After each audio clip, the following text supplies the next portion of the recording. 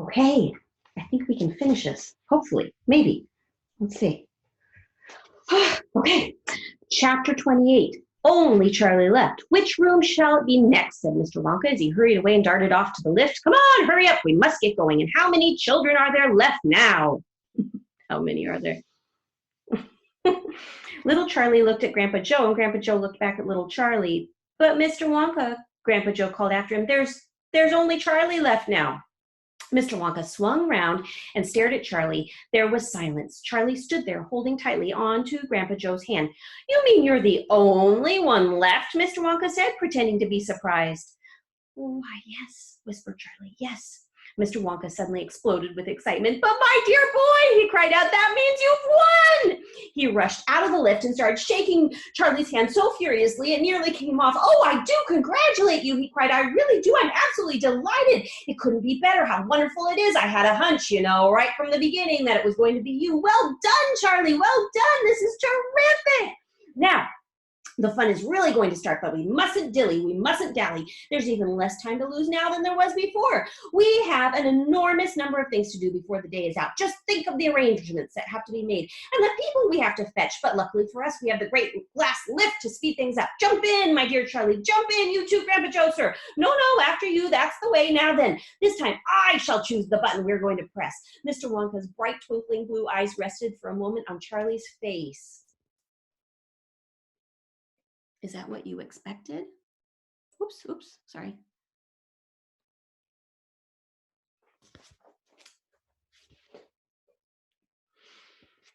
Something crazy is going to happen now, Charlie thought, but he wasn't frightened. He wasn't even nervous. He was just terrifically excited, and so was Grandpa Joe. The old man's face was shining with excitement as he watched every move that Mr. Wonka made. Mr. Wonka was reaching for a button high up on the glass ceiling of the lift. Charlie and Grandpa Joe both craned their necks to read what it said on the little label beside the button. It said, up and out.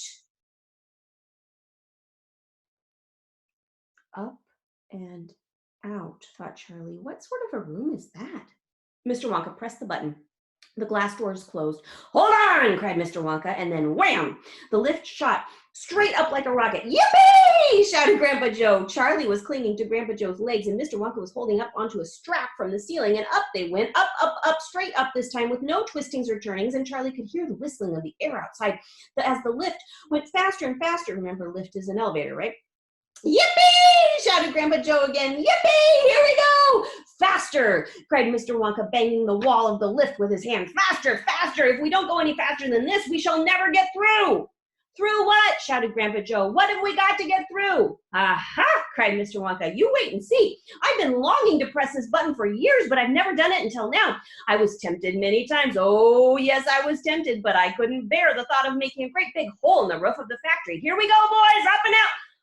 But you don't mean, shouted Grandpa Joe, you don't really mean that this lift? Oh, yes, I do, answered Mr. Wonka. You wait and see, up and out. But it's made of glass, shouted Grandpa Joe. It'll break into a million pieces. I suppose it might, said Mr. Wonka, cheerful as ever, but it's pretty thick glass all the same.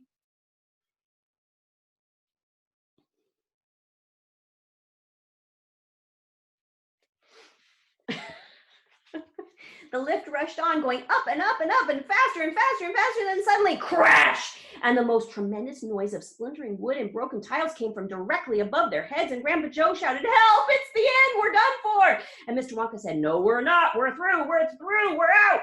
Sure enough, the lift had shot right up through the roof of the factory and was now rising into the sky like a rocket, and the sunshine was pouring in through the glass roof. In 5 seconds, they were 1,000 feet up in the sky. The lift's gone mad, shouted Grandpa Joe.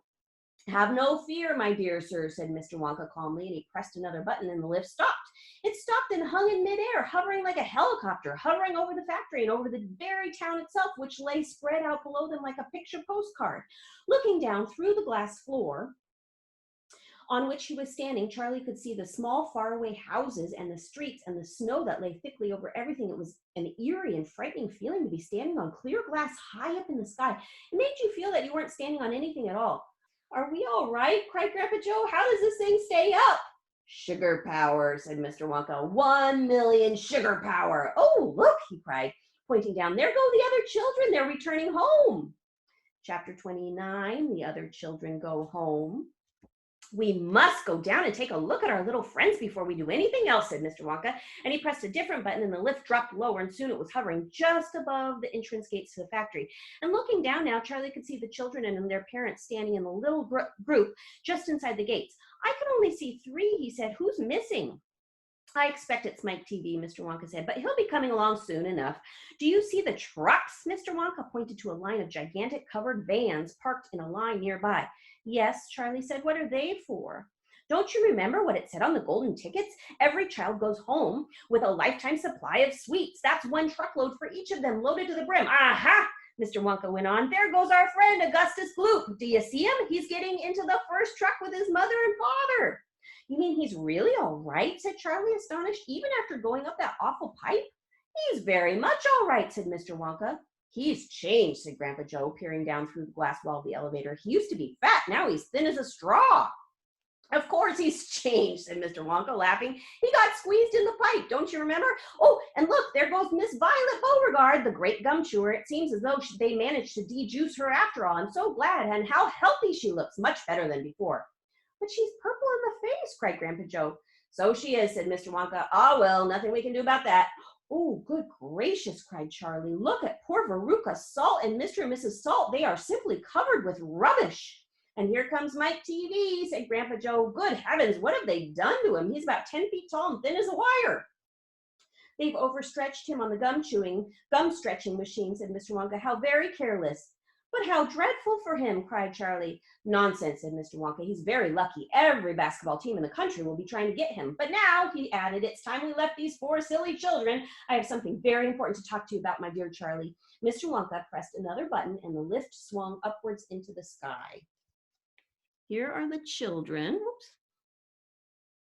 So let's see. So this is Mike TV all stretched out.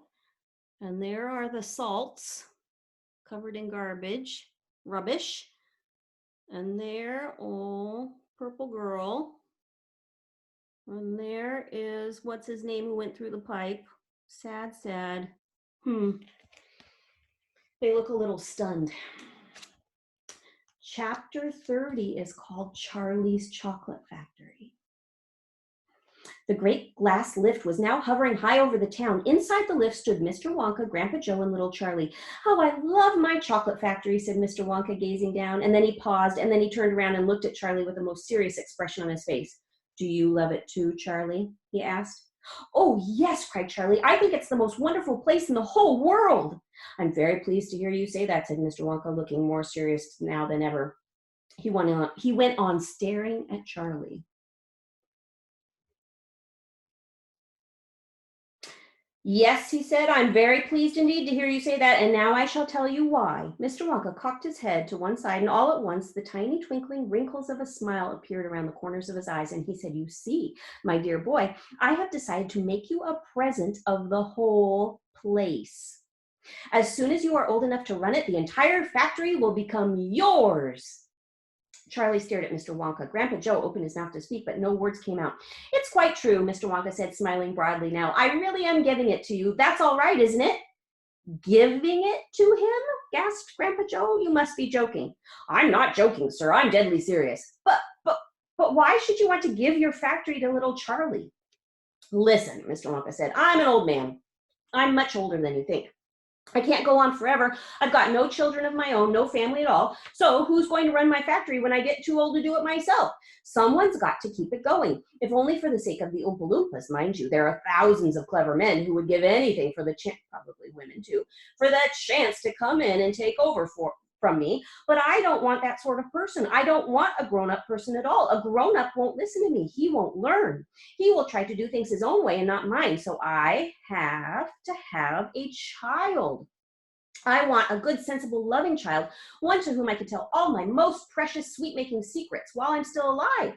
So that's why you sent out the golden tickets, cried Charlie. Exactly, said Mr. Wonka. I decided to invite 5 children to the factory, and the one I liked best at the end of the day would be the winner. But Mr. Wonka, stammered Grandpa Joe, do you really and truly mean that you are giving the whole of this enormous little factory to Charlie of this enormous factory to little Charlie? The factory isn't little, right? Charlie is. After all, there's no time for arguments, cried Mr. Wonka. We must go and fetch the rest of the family at once. Charlie's father and his mother and anyone else that's around. They can all live in the factory from now on. They can all help to run it until Charlie's old enough to do it by himself. Where do you live, Charlie? Charlie peered down through the glass floor at the snow-covered houses that lay below. It's over there, he said, pointing. It's that little cottage right on the edge of town, the little tiny one. I see it, cried Mr. Wonka, and he pressed some more buttons, and the lift shot down towards Charlie's house. I'm afraid my mother won't come with us, Charlie said sadly. Why ever not? Because she won't leave Grandma Josephine and Grandma Georgina and Grandpa George. But they must come too. They can't, Charlie said. They're very old and they haven't been out of bed for 20 years. Then we'll take the bed along as well with them in it, said Mr. Wonka. There's plenty of room in this lift for a bed. You couldn't get the bed out of the house, Grandpa Joe. It wouldn't go through the door. You mustn't despair, cried Mr. Wonka. Nothing is impossible. You watch.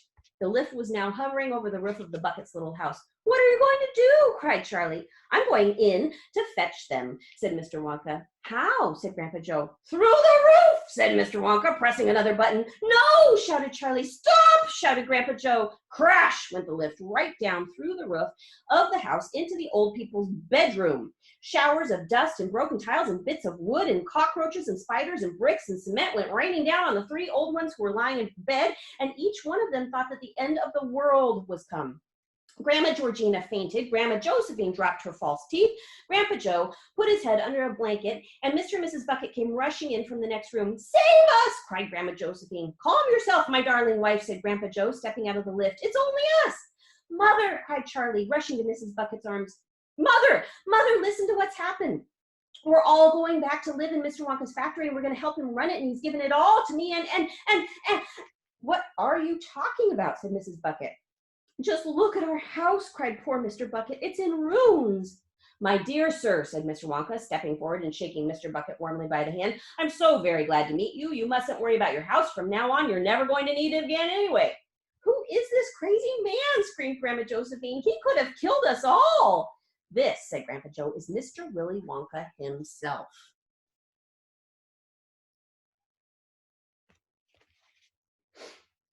It took quite some time for Grandpa Joe and Charlie to explain to everyone exactly what had been happening to them all day, and even when they refused, even then they all refused to ride back to the factory in the lift. I would rather die in my bed, shouted Grandma Josephine. So would I, cried Grandma Georgina. I refuse to go, announced Grandpa George. So Mr. Wonka and Grandpa Joe and Charlie, taking no notice of their screams, simply pushed the bed onto the lift. They pushed Mr. and Mrs. Bucket in after it, and then they got in themselves. Mr. Wonka pressed a button, the doors closed, Grandma Georgina screamed, ah! And the lift rose up off the floor and shot through a hole in the roof out into the open sky. Charlie climbed onto the bed and tried to calm the three old people who were still petrified with fear. Please don't be frightened, he said. It's quite safe, and we're going to the most wonderful place in the world. Charlie's right, said Grandpa Joe. Will there be anything to eat when we get there? Asked Grandma Josephine. I'm starving. The whole family is starving. Anything to eat? Cried Charlie, laughing. Oh, you just wait and see. It's a surprise. Talks a little bit about some of the different sweets. And there is a sequel, Charlie and the Great Glass Elevator. So if you liked this, you might want to try Charlie and the Great Glass Elevator. And I bet the library has it on audiobook. Or you might be able to convince somebody in your family to read it to you. Or you might be able to read it yourself. So if you're interested in the continuing story, Charlie and the Great Glass Elevator, it was so fun to read with you. I love that book. Okay. Yay.